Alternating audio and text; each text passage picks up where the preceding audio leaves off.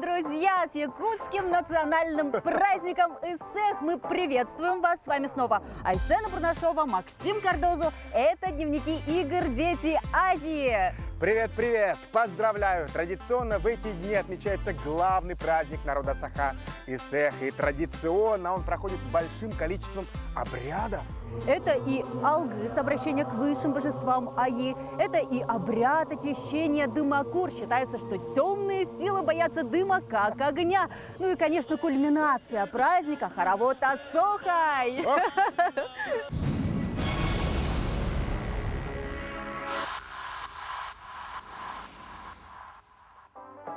Че?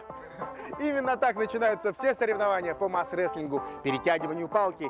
Этот якутский вид спорта с каждым годом становится только популярнее по всему миру. Немного о правилах. Палку перетягивают два спортсмена. Они садятся друг напротив друга, ступнями упираются в доску до упора и по команде стараются вырвать палку из рук соперника. Несмотря на простоту правил, масс-рестлинг – это зрелищный вид.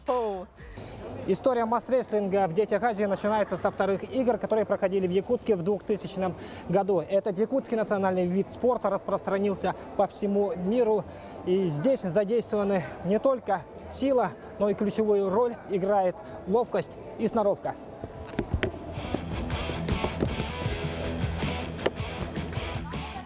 Один из самых зрелищных видов якутского национального спорта – масс-рестлинг, набирает огромную популярность. Кстати говоря, это единственный в мире вид единоборства, в котором соперники не входят в физический контакт друг с другом.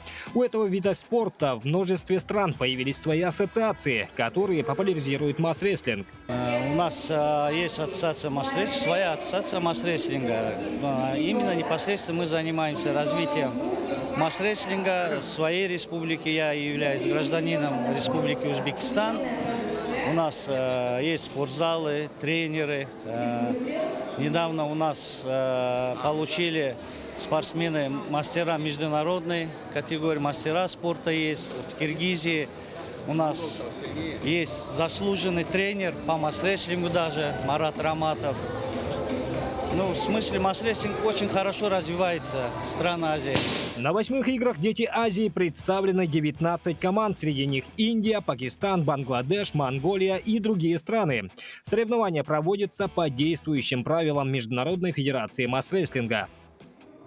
В отличие от масс-рестлинга для взрослых, на этих соревнованиях тоньше палка и чуть ниже упорная доска. Но правила те же. Всего на масс-рестлинге будет работать 20 судей.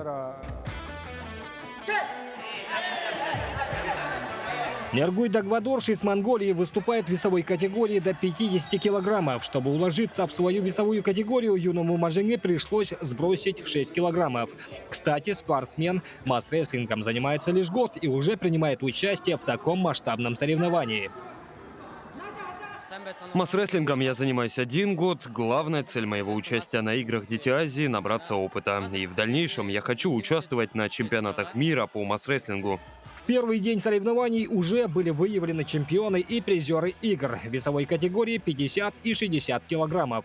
В финальных схватках особо отличились родоначальники масс-рестлинга – якутские спортсмены. Роман Савинов, Виталий Абрамов. Максим, а ты знаешь, какая игра считается старейшей в мире? Рискну предположить, что это игра Го. Охо, совершенно верно. Представляешь, в нее играли аж 5000 лет назад.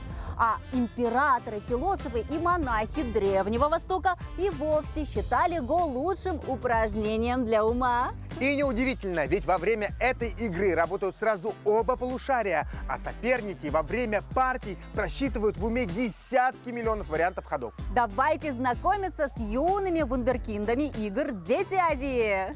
Говорят, для того, чтобы узнать правила игры Го, достаточно 5 минут, но для того, чтобы стать мастером, потребуется 10 лет. В этой, с одной стороны, такой простой, такой понятной и логичной игре вариантов развития после 9-го хода больше, чем атомов во Вселенной. Го – это то, что заставляет надеяться на то, что мы не все погрязнем в компьютерах, но мы еще будем друг с другом препроводить время, общаться, общаться руками. Если в шахматах после 4-го хода может быть около 100 тысяч позиций, то в ГО более 16 миллиардов. Древняя игра претерпела незначительные изменения и по сей день остается в тренде и на пике своей популярности. ГО – это тихий разговор руками, потому в нее могут играть люди, владеющие разными языками мира. Так, получить удовольствие от общения и набраться опыта приехала команда Сибирского федерального округа.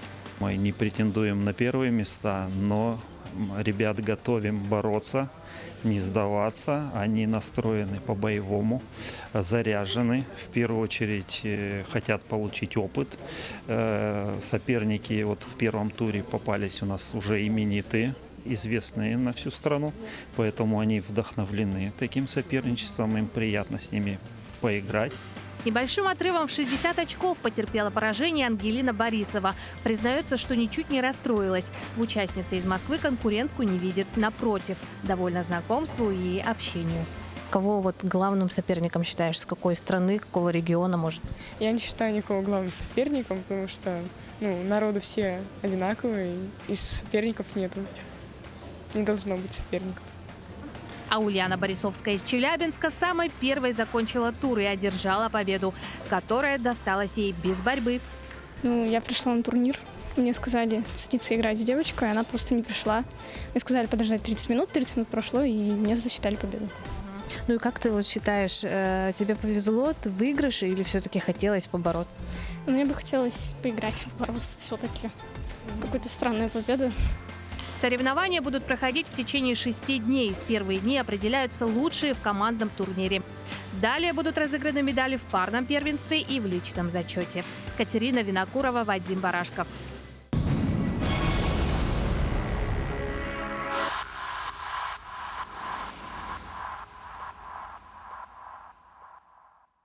Your hands. Ваши руки за линию. Руки с линии, пальцы с линии. Старт, и спортсмен бежит изо всех сил по ровной дорожке стадиона. А ведь это только тренировка, но накал и волнение уже чувствуется. За право стать королем или королевой легкой атлетики поборются действительно самые лучшие. На стадионе Туймада с раннего утра идут тренировки по легкой атлетике. Я решила подойти к юной спортсменке из Таиланда. Hi. Hi. Nice to meet you. Nice to meet you too. How are you feeling today? It's good. The weather is cold, but yeah, it's good. Танрада родом из солнечного Таиланда. 10 лет шуструю и быструю девочку заметили учителя в школе и порекомендовали ей заняться атлетикой. С тех пор она 5-й год усердно занимается бегом. Я буду бегать на эстафете 4 на 100. Я и мои друзья ждем этого события.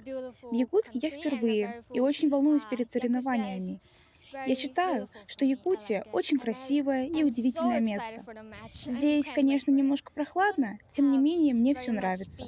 Я заметила, у вас много мяса в рационе. Еда сильно отличается от нашей, но очень вкусная.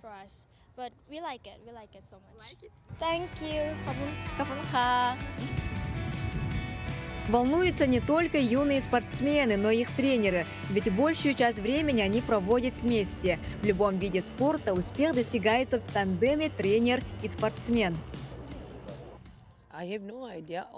На данный момент мне сложно сказать, какая команда окажется сильнее. Конечно, все стремятся к победе, отдают максимум сил на соревнованиях, но все покажет результат тренировок. Это мой первый опыт участия в играх в качестве тренера. Желаю всем удачи. У нас ежегодно в Баку проводится в рамках мемориала тренера Антипова проводятся якутские прыжки, поэтому опыт не у этих молодых спортсменов, а мы имеем опыт проведения и участия в этих соревнованиях. Сборная Узбекистана, Казахстана, Якутия, конечно. Новые команды здесь есть. Пакистан посмотрим. Таиланд, вот видели девочек. После общения с юными спортсменами чувствуешь радость и гордость за них. Несмотря на то, что они совсем юные, у них огромный потенциал и воля к победе. Для каждого из них участие на играх «Дети Азии» – начало большого пути. Они умеют радоваться таким простым вещам, как прохладный воздух и белые ночи Якутии. Я не ожидала, что здесь будет настолько хорошо. Это удивительный регион. Я счастлива быть здесь. Белая ночь — это самое прекрасное, хорошее. Легкая атлетика действительно считается королевой спорта. Ну а мы совсем скоро узнаем, кто же быстрее, выше, сильнее в данной дисциплине. Дая Барашкова, Степан Атастыров.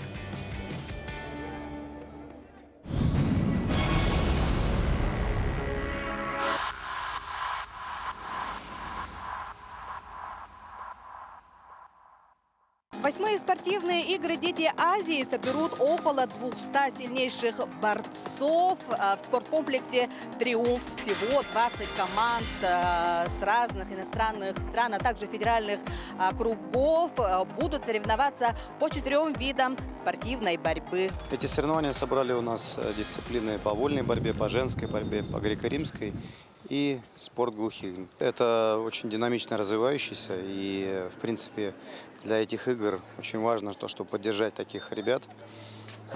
Количество спортсменов небольшое, но я надеюсь, оно увеличится, потому что есть ребята, которые, выступая на таких соревнованиях, как спорт глухих, показывают результат и среди взрослых спортсменов, на соревнованиях взрослого разряда, среди тех спортсменов, которые представляют нашу страну и на европейских, и на мировых первенствах. Команды тренируются перед важными стартами. Юные спортсмены волнуются, но уверены, что любая подготовка – залог успеха. Сборная Кыргызстана готовится к соревнованиям усердно. За медаль поборются 23 спортсмена, 4 из которых в женской борьбе. До этого мы готовились очень много и хотим завоевать первое место. Поднимем флаг Кыргызской республики. И до этого я стала двукратной призеркой Азии в Иордании и в Бахрейне. Тогда я боролась в весовой категории 33, а в Иордании 36. А сейчас я буду бороться 46 килограммов. Секретами успеха с ребятами делятся и именитые спортсмены. Бронзовый призер игр в Рио-де-Жанейро, серебряная и бронзовая медалистка игр Содружества и чемпионата Азии Сакши Малик участвовала в 4-х играх «Дети Азии» в составе сборной Индии. Тогда она одержала победу в женской борьбе. Сакши встретилась с юными борцами, настроила ребят на победу. На самом деле вольная борьба – это очень тяжелый вид спорта.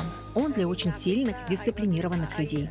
Сегодня я показала и рассказала некоторые секреты, которые помогли бы участникам игр быть успешными спортсменами. Поединки по вольной борьбе среди девушек пройдут по 7, среди юношей по 9 весовым категориям. Борцы по греко-римской борьбе сразятся в 7 весовых категориях.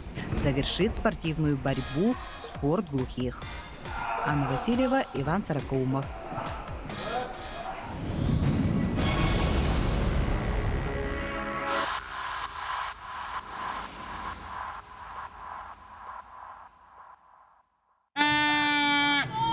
Сначала небольшая разминка. После вброса мяча на поле начинается игра.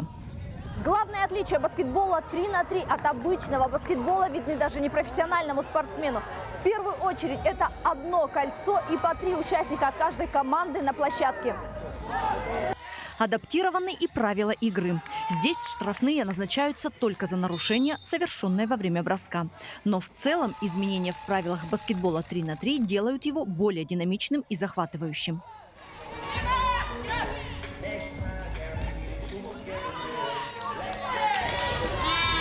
Среди девушек без поражений сыграли команды Республики Беларусь, Якутии и Казахстана. Сегодня они продолжают борьбу за победу. У мужских команд очень хорошо себя показала команда Таиланда.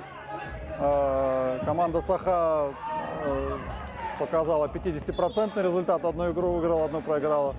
Команда Беларуси выиграла 2 игры. Ну, у мужских команд борьба в группах такая более запутанная. Я думаю, что там в последний день будет определяться команды, которые выйдут в плей-офф.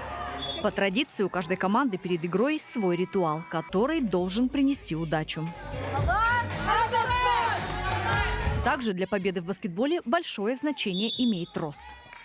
Мы более сильные в индивидуальном плане. И у нас повыше игроки, поэтому нам было полегче. Мы больше играли под кольцо, больше играли на больших игроков. И у нас, в принципе, все получилось. Также мы играли от защиты, самое главное. Мы начинали с защиты, отыгрывали в защите, поэтому у нас получалось нападение. Баскетбол 3 на 3 – это игра, где каждый бросок может быть решающим. Она требует особой выносливости и быстрой реакции. Стритбол более быстрая игра, тут нельзя постоять, отдохнуть, и поэтому в стритбол, кстати, тяжелее играть именно по выносливости. Там постоянно нужно двигаться, не стоять на месте, а в баскетболе по-другому. Имена призеров и победителей будут известны 1 и 2 июля. Ирина Жданова, Радомир Сергеев. На этом выпуск дневников игр «Дети Азии» подошел к концу. Смотрите нас каждый день и будьте в курсе самых интересных событий. Пока!